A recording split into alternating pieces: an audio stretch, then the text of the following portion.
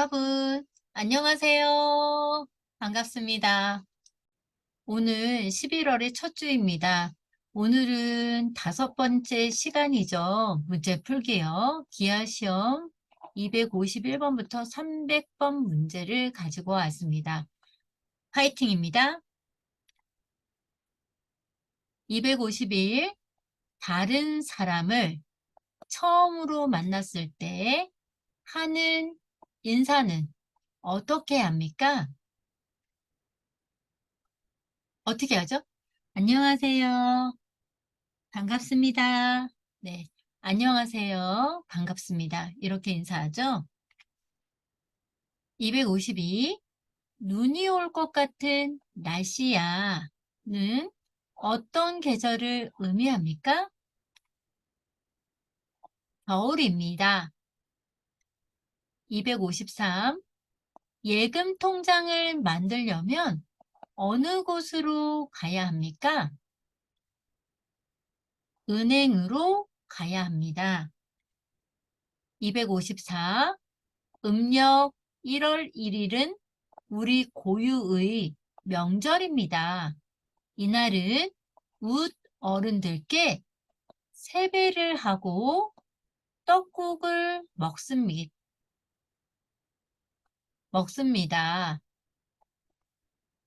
이날은 무슨 날입니까? 설날입니다. 255. 우리나라의 전통 가옥은 무엇입니까? 한옥입니다. 256. 우리나라에서 창시되어 국제적으로 공인된 스포츠로 손과 발을 이용하여 상대방과 겨루며 기술의 단계를 흰띠, 노란띠, 파란띠, 빨간띠, 검은띠 등으로 구분하고 있는 운동은 무엇입니까? 태권도입니다. 257. 왕들이 사는 집으로 직무와 생활을 같이 한 공간은 어디입니까? 경복궁입니다.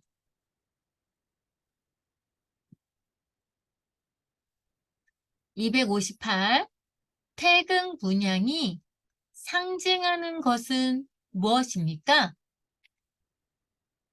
존귀, 희망, 조화로운 우주 등을 상징합니다.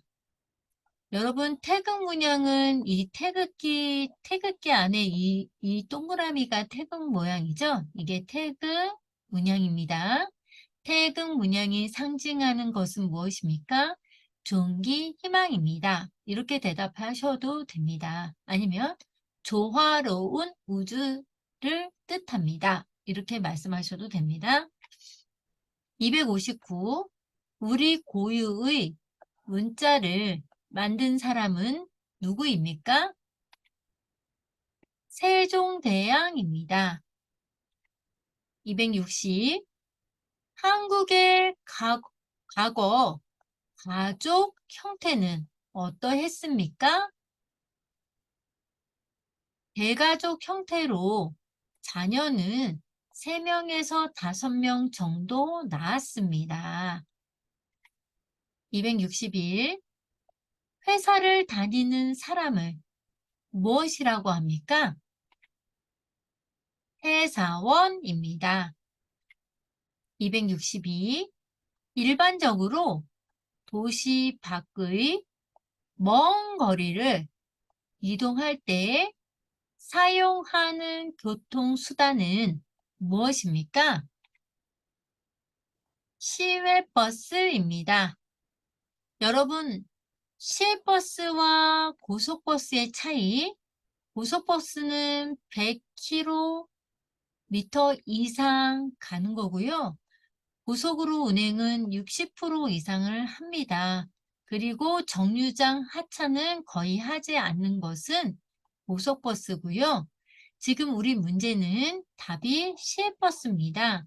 시외버스라는 것은 100km 미만 달리고 60% 미만이면서 정류장을 하차하는 버스를 의미합니다. 그래서 일반적으로 도시 밖의 먼 거리를 이동할 때 사용하는 교통수단은 무엇입니까? 그러면 시외버스입니다. 263. 가정에서 아이를 키우는 경우 받을 수 있는 것은 무엇입니까? 양육수당입니다. 그래서 가정 양육수당이라는 것은 어린이집이나 유치원 대신 가정에서 아동을 양육하는 가정에 지급되는 수당을 말합니다. 그래서 가정에서 아이를 키우는 경우 받을 수 있는 것은 양육수당입니다. 264. 보이스피싱에 속지 않는 방법 어떤 것이 있습니까? 문자 메시지로 개인정보를 입력하라는 문자가 와도 답변하지 않습니다. 우리 왜 이런 경우 많죠? 엄마나 휴대폰 액정이 깨져서 급하게 수리를 맡겼어요. 카드를 집에 두고 왔어요. 수리비 30만 원 친구 계좌로 이체해줘. 그러면 엄마는 또 속죠. 엄마가 보낼게 계좌번호 알려줘. 그랬을 때 우리는 보이스 피싱에 당하게 됩니다. 그래서 보이스 피싱에 속지 않는 방법은 문자 메시지로 개인정보를 입력하라는 문자가 와도 우리는 답변을 하지 말아야 합니다. 265. 의무 교육을 설명해 보세요. 의무 교육은 모든 국민이 반드시 받아야 하는 교육입니다. 266. 국회의원의 가장 중요한 역할을 말해보세요. 법을 만들고 예산안을 심의하고 확정하며 결산 심사를 합니다. 267. 한국에서 열린 국제적인 스포츠 행사를 두 가지만 말해보세요. 1988년 서울 국제올림픽과 2018년 강원도 평창 동계올림픽이 있습니다. 68. 무희 씨는 어떤 종목의 운동을 좋아하나요? 저는 축구를 좋아합니다. 269. 밥을 먹고 나서 하는 인사는 무엇입니까? 밥을 먹고 나면 잘 먹었습니다 라고 인사하죠. 여러분, 밥을 먹기 전에는 잘 먹겠습니다 라고 인사를 하고요. 이렇게 다 먹고 나면 잘 먹었습니다 하고 인사를 합니다. 270. 사람이 몇 명인지 헤아릴 때 사용하는 단위는 무엇입니까? 명 또는 분입니다. 분은 우리가 좀 높임말이죠. 한 분, 두 분, 세 분, 네 분 이렇게 말을 하고 명은 한 명, 두 명, 세 명, 네 명 이렇게 말을 하죠. 그래서 사람이 몇 명인지 헤아릴 때 사용하는 단위는 명 또는 분입니다. 271. 그네뛰기, 씨름 등의 민속놀이를 즐기는 날은 무슨 날입니까? 단오입니다. 단오는 그 창포물에 머리를 감기도 하고요. 그죠? 음력 5일이죠? 272. 우리나라 전통의 놀이를 아는 대로 말해보세요. 널뛰기, 투오놀이, 투오놀이, 닭싸움, 닭싸움, 씨름, 씨름 등입니다. 우리나라 전통의 놀이를 아는 대로 말해보세요. 널뛰기, 투오놀이, 닭싸움, 씨름 이렇게 말씀하셔도 되고요. 연날리기, 뭐가 있어요? 또 제기차기, 윷놀이, 줄다리기 이런 거 얘기해도 됩니다. 273. 아내의 남동생을 부르는 호칭을 말해보세요. 처남입니다. 아내의 오빠는 형님이고요. 그리고 아내의 남동생은 처남이고요. 아내의 남동생의 배우자는 처남댁이라고 부릅니다. 274. 부부가 함께 직장에서 일하는 것을 무엇이라고 합니까? 맞벌이라고 합니다. 275. 대도시에서 버스와 함께 가장 많이 이용하는 대중교통 수단은 무엇입니까? 지하철, 전철입니다. 276. 국민이 최소한의 인간다운 삶을 누릴 수 있도록 국가에서 보장해 주는 제도는 무엇입니까? 사회복지제도입니다. 277. 다문화 가정의 자녀는 어떤 제도로 대학에서 학업의 기회를 제공받을 수 있습니까? 대학 입시 특별 전형입니다. 278. 한국 사회 적응 교육, 취업 지원 교육, 자녀 교육이죠. 자녀 교육 지원 서비스, 교육 지원 서비스 등 제공하는 기관은 어디입니까? 문제 다시 읽겠습니다. 한국 사회 적응 교육, 취업 지원 교육, 자녀 교육 지원 서비스 등 제공하는 기관은 어디입니까? 가족센터입니다. 279. 한국에 체류하는 외국인의 권리는 무엇이 있습니까? 행복한 삶을 추구할 권리가 있습니다. 280. 삼국 통일의 의의를 못하죠. 의의는 무엇입니까? 처음으로 한반도를 통일하였고 민족 문화의 기틀을 마련하였습니다. 281. 행정기관이 하는 일은 무엇입니까? 도로공사, 신호등 교체, 하수도 공사 등입니다. 282. 청와대, 대학로, 명동거리는 어디에 있는 관광 명소입니까? 서울입니다. 이게 청와대, 대학로, 명동거리죠. 283. 한국의 위인 중에 가장 존경하는 사람은 누구이며 이유는 무엇입니까? 가장 존경하는 분은 세종대왕이며 이유는 한글을 창제해서 모든 사람들이 글자를 읽고 쓰게 해 주셨습니다. 284.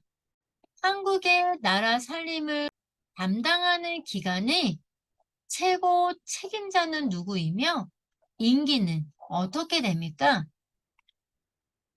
행정부의 최고 수반은 대통령이며 5년 임기로 국민들이 직접 투표로 선출합니다. 285. 국회에서 하는 일은 무엇입니까? 국회에서는 국민들을 대표해서 국민들을 위한 법률을 제정합니다. 286. 설날과 관련이 있는 것들을 말해보세요. 세배, 떡국, 설비, 복조리 등입니다. 287. 국경일이다. 기념일에 대문이나 창에 다는 것은 무엇입니까? 태극기입니다. 그래서 경축일 때는 태극기를 기봉에서 그냥 달면 되는데요. 조의를 표하는 우리 현충일 같은 국장 기간에는 이 기봉에서 세로 너비만큼 내려서 태극기를 개항합니다. 288. 바지, 조거리, 치마 등은 어떤 의복을 말합니까? 한복입니다.